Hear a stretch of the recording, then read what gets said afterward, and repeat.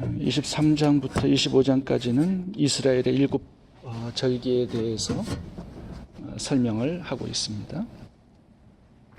제일 첫 번째로 나오는 게 안식일입니다. 안식일. 왜냐하면 이 안식일이 모든 절기들을 지키는 기본이 되기 때문에 이것을 지켜야 다른 절기들을 지킬 수가 있고, 이 절기를 못 지키면 다른 7가지 절기들도 지킬 수가 없게 되는 것입니다. 그래서 가장 먼저 기본적으로 나오는 것이 안식일입니다.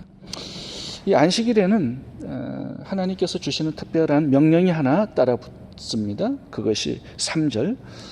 엿새 동안은 일할 것이요 일곱째 날은 실 안식일이니.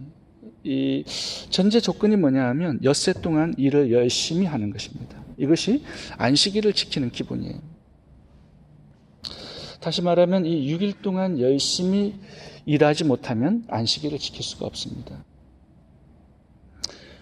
6일 동안 내가 해야 할 일을 다 끝마쳐야 안식일을 지킬 수 있는 거죠. 그러니까 잘 끝마치지를 못하면 안식일에도 일하게 되는 것입니다. 그래서 6일 동안 어떻게 사는 이 삶에 따라서 안식일이 결정이 되는 것이지, 안식일을 그냥 단 하루만 지킬 수는 없습니다. 6일 동안의 삶과 연결이 되어 있어요. 이 7대 절기가 안식일의 기초 위에서 지켜질 수가 있죠. 그런데 안식일은 6일 동안의 삶에 기초를 하고 있습니다. 그러니까 6일 동안의 삶을 충실하게 잘 살지 못하면 7대 절기도 지킬 수가 없어요. 그러니까 모든 이 절기들이 나의 6일 동안의 삶을 어떻게 사느냐에 따라서 준비될 수 있고 지켜줄 수 있다는 것이 오늘 본문의 핵심 메시지입니다. 이 7대 절기도 봐보시면 6월절은 금요일 날이에요.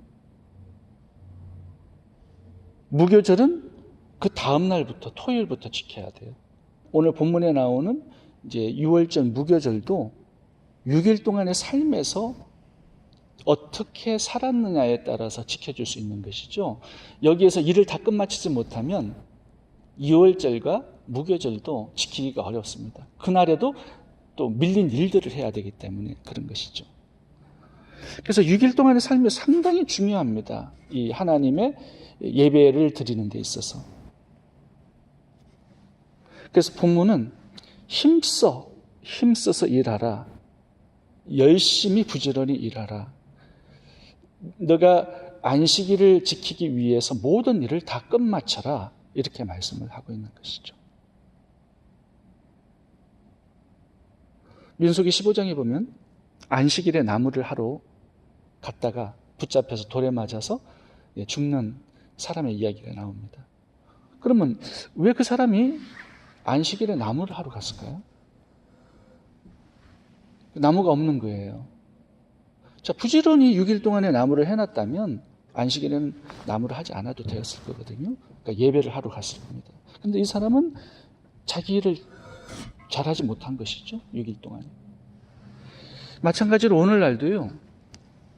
자기가 해야 할 일을 6일 동안에 잘 끝내지 못하는 사람들이 주일 성수를 잘 못하는 것입니다. 하나님께서는 또 토요일 날 안식일 전날에는 만나를 2배로 주셔서 안식일을 지킬 수 있도록 은혜를 주시는 거죠. 그런데 이 은혜까지 받을 수 없는 자들은 게으른 자들이기 때문에 그렇다라는 것입니다. 하나님의 천지창조를 한번 보시면 하나님이 안식일 날 7일째 되는 날 안식을 하셨어요. 근데 그 전제가 뭐냐면 6일 동안의 모든 일을 다 끝나셨거든요. 천지창조를.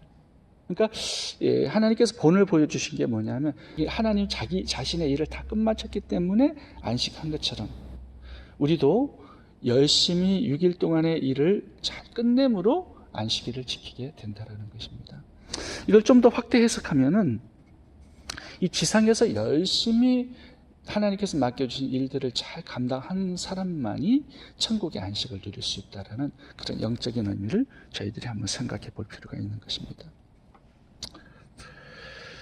또 하나 오늘 본문에 안식일 다음에 6월절이 나옵니다. 5절 첫째 달 열 나흘날 저녁은 여호와의 유월절이요. 1월 14일은 이제 유월절로 지킵니다. 금요일이죠. 예수님께서 십자가에 달리셔서 피를 흘리신 그날. 이 안식일은 어떤 의미를 가지고 있냐 하면 이스라엘의 독립기념일입니다. 출애굽 430년의 노예 생활을 끝마치는 이스라엘의 국가가 형성되어 나오는 독립기념일이 바로 유월절입니다. 이날에는 어떻게 이스라엘 백성들이 해방이 되었냐면 어린 양의 피를 문설주에 바르고 그 피값으로 이스라엘 백성들이 구원을 받게 된 것이죠. 그 피를 보고 죽음의 사자가 넘어갑니다. 피값을 받은 거예요. 목숨값을, 피값을 대신해서. 그래서 이 예수님의 피로 구원받는 그날을 기념하는 것이 바로 유월절이 되겠습니다. 유월절은 패스오버라고 그러죠. 죽음의 사자가 그 피를 보고 넘어갔다 해서 패스오버라는 단어를 썼습니다. 이 유월절은 영적 의미가 단 한 가지입니다.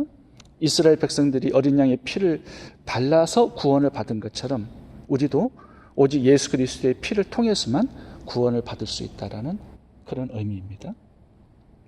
이 제사함을 받는 길은 예수 그리스도의 피밖에 없죠. 또 우리가 마귀의 소유에서 하나님의 소유로 사오는 데는 예수님의 피값밖에 그 값을 치를 수 있는 게 없습니다. 이거는 우리가 잘 아는 사실입니다. 그 다음에 무교절이 나와요. 이스라엘의 이 7대 절기가 우리가 예수님의 피로 구원받은 이후부터 예수 그리스도의 재림 때까지의 신앙생활을 설명하는 그런 영적 의미를 가지고 있는 절기들입니다. 그래서 무교절은 뭘까요? 그러면 유월절은 예수님의 보혈의 피를 믿고 우리가 제사함 받고 구원받는 그날을 기념하는 것이죠. 무교절은 그 다음 날부터 시작합니다. 7월 15일. 그래서 일주일간 그렇게 지켜지는 절기입니다. 6절부터 읽어보겠습니다.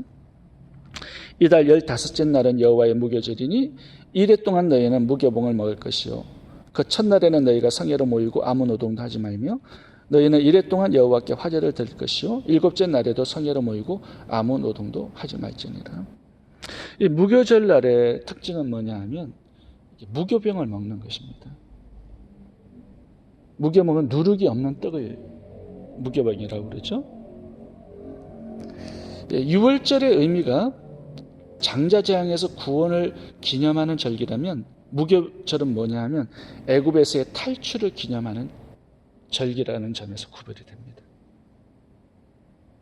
재앙에서의 구원, 애굽에서의 탈출. 무교절은 너무 급하게 이제 나와야 되기 때문에 거기에다가 이스트, 누룩을 넣지 않고 그냥 빵을 먹었어요. 이 누룩은 뭘 상징하냐 하면 항상 성경에서는 죄로 많이 사용이 되었습니다. 그러니까 죄의 영향력이죠. 부풀어진다는 거죠. 유월절 다음에 성도들의 삶은 죄를 버리는, 죄를 싸워 이겨나가는 이게 거룩해져가는, 성화되어가는 그 과정이 있어야 된다. 이게 무교절이 의미하는 것입니다. 이 무교절은 유월절은 단 하루만 지켰어요. 예수님의 피를 믿고 구원받는 것은 단 하루면 족하죠. 즉시 구원받습니다. 그런데 7일 동안 무교절은 지켜져야 되죠. 7일은 완전수입니다. 지속적으로. 언제까지? 예수님을 만나는 그날까지 우리가 죄를 버리고 싸워 이겨나가는 그 과정이 필요하다는 거죠. 이 팔복을 보시면 이 무교절에 해당하는 것이 있습니다. 심령이 가난한 자는 복이 있나니 천국이 저희 것이며, 천국은 예수님을 믿어야 들어가잖아요. 그러니까 심령이 가난하고 낮아지고 겸손해져야 예수님을 믿을 수가 있습니다. 그 다음에는 애통하는 삶이 따라오죠. 죄를 애통하는 거죠. 예수님을 믿기 전까지 나의 하나가 되었고 나의 일부분이 되었던 그런 죄의 습관들, 이런 것들을 버려나가는 것이 바로 무교절입니다. 지속적으로 주님을 만날 때까지 이 성화의 과정이 우리의 삶 속에 구원받은 하나님의 백성들 가운데 있어야 된다. 그것이 무교절이 의미하는 영적 의미입니다. 성경 구절을 한번 읽어보겠습니다. 주를 향하여 이 소망을 가진 자마다 그의 깨끗하신 것 같이 자기를 깨끗하게 하느니라. 그런즉 사랑하는 자들아, 이 약속을 가진 우리가 하나님을 두려워하는 가운데서 거룩함을 온전히 이루어 육과 영과 온갖 더러운 것에서 자신을 깨끗게 하자. 기도하겠습니다.